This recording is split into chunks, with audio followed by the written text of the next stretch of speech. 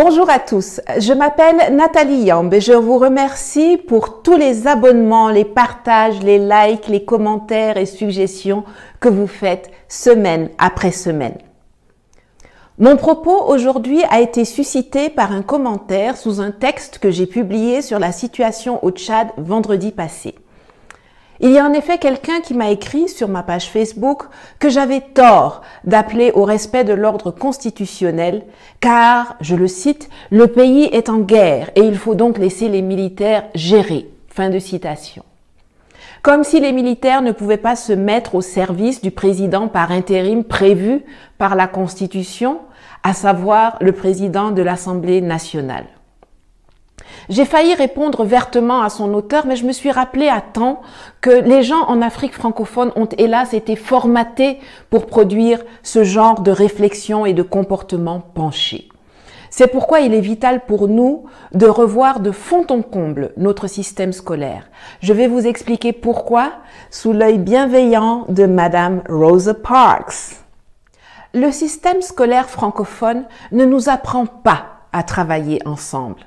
L'individualisation est mise en exergue là où il faudrait nous former au travail en équipe.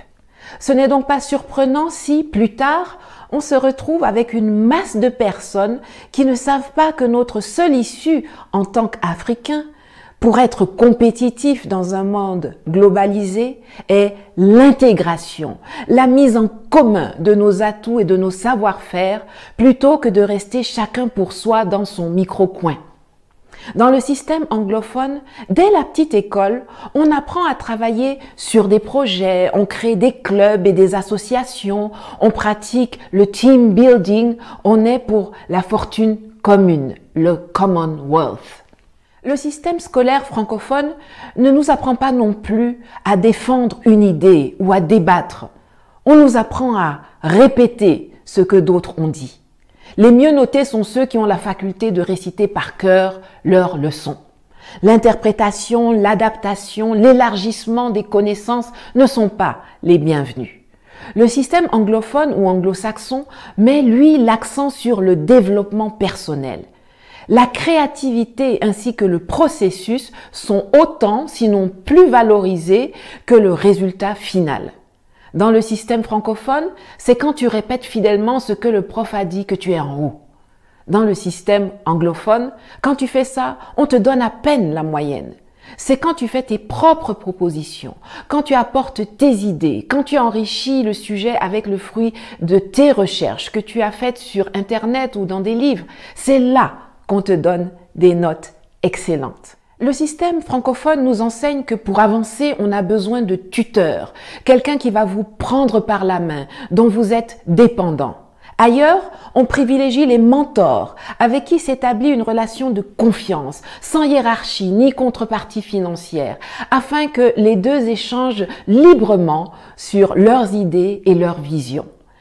Sachant cela, on ne s'étonnera pas de voir avec quelle facilité les Africains francophones acceptent le fait d'être sous tutelle française, même jusqu'à l'ONU, où c'est la France qui a l'initiative des résolutions concernant le continent. On ne s'étonnera point de voir la France décider que c'est elle qui est la garante d'un processus de transition tordu dans un pays africain. La France décidait d'être la garante de la monnaie de 14 pays africains soi-disant indépendants depuis 1960. La France décidait ce qui est dans nos livres d'école. Le système scolaire francophone ne nous apprend bien évidemment pas à être des leaders. Jamais on ne nous entraîne à présenter un projet, à prendre la parole en public, à maîtriser l'art oratoire.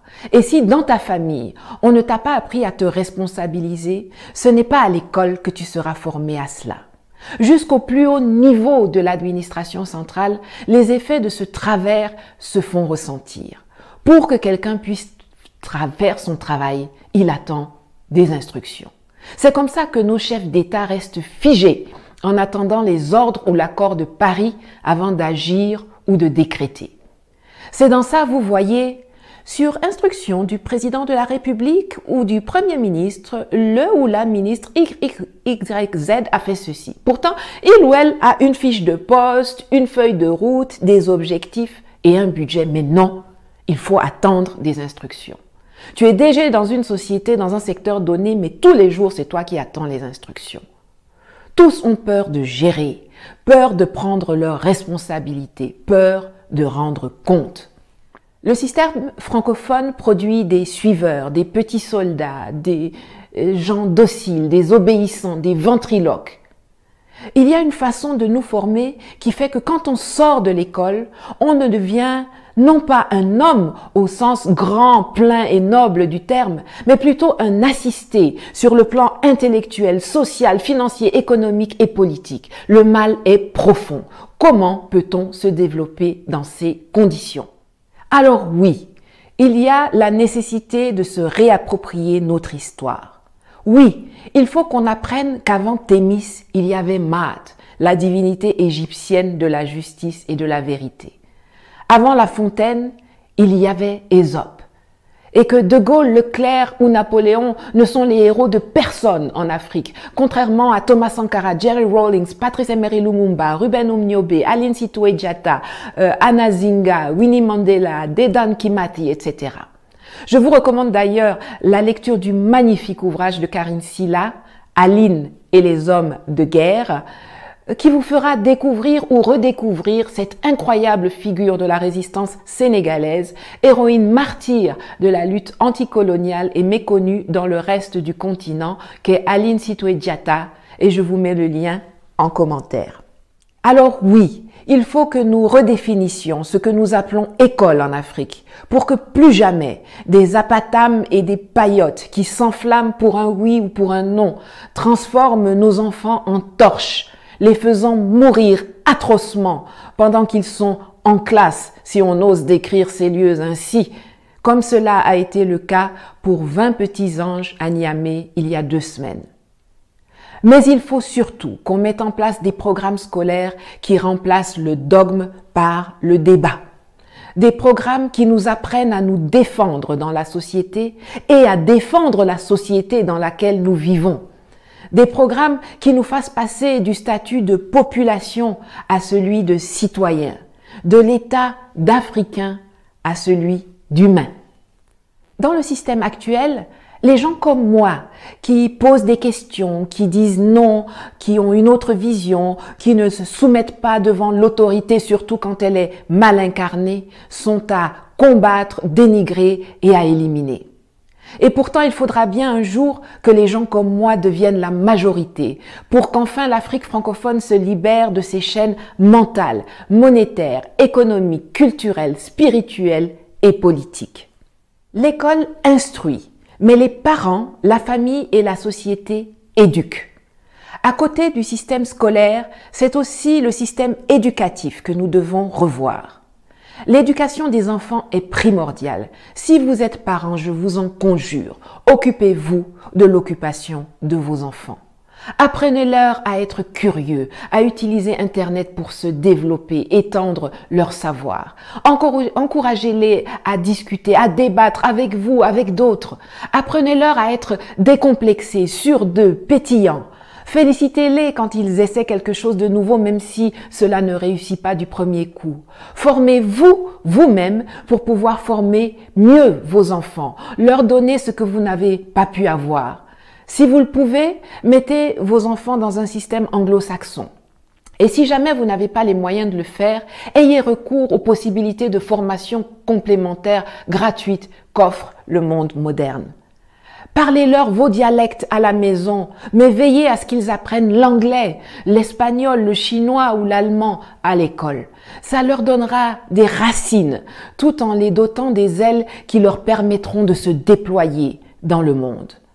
Quand vous voyez vos enfants s'intéresser à la nouvelle économie, aux crypto-monnaies, à l'intelligence artificielle, encouragez-les au lieu de les décourager ou de les moquer. Et vous, les jeunes, faites un usage intelligent des nouvelles technologies. N'utilisez pas seulement vos forfaits data pour suivre des clashs et des buzz insipides sur le net ou insulter les autres sur les réseaux sociaux. Inscrivez-vous pour suivre des MOOC. MOOC, ça signifie Massive Open Online Courses, c'est-à-dire des cours en ligne ouverts à tous et le plus souvent gratuits. Téléchargez la constitution de votre pays et lisez-la, apprenez-la, discutez-en avec vos parents, avec vos amis. Quand quelqu'un dit quelque chose, ne soyez pas paresseux. Le temps que vous prenez pour écrire « Quelle est ta source ?» ou bien « Insipide, ça veut dire quoi ?» C'est le temps que vous auriez pu prendre pour googler et chercher vous-même la source, les définitions et les informations complémentaires. Vous savez tous chanter les hits de Burna Boy, Rihanna, Bruno Mars. Ne vous contentez pas de répéter les paroles sans savoir ce qu'elles signifient. Cherchez la traduction en ligne, comme ça vous apprendrez l'anglais sans même vous rendre compte. Ne bâclez pas tout, apprenez à avoir de la ressource. Un exemple, créer une chaîne YouTube avec votre propre contenu vous donne de l'expérience et pourquoi pas des compétences en tant que producteur, réalisateur, scénariste, ingénieur son, acteur, monteur, graphiste, photographe, publicitaire, etc. Ces expériences et compétences pourront vous être utiles, vous ouvrir des débouchés professionnels, vous créer des sources de revenus et vous permettre de vous développer. Et ce n'est qu'un exemple parmi tant d'autres. Que chacun fasse sa part pour que nous puissions enfin sortir de cette usine de production de perroquets et de marionnettes appelée école dans le système francophone, que nous avons hérité de la colonisation et qui nous a servi et nous exclut de la compétition mondiale jusqu'à ce jour. En attendant que nous portions à la tête de nos États des gens qui vont investir massivement dans le développement du capital humain, car notre seule vraie richesse, c'est le talent, l'intelligence, la formation, la mentalité, les principes et les valeurs des hommes et des femmes qui constituent notre société. Commençons déjà nous-mêmes à sortir du gouffre en s'instruisant, en éduquant correctement, en construisant notre esprit critique, en élargissant nos compétences et notre horizon. Libérons-nous. Let's go. À bientôt.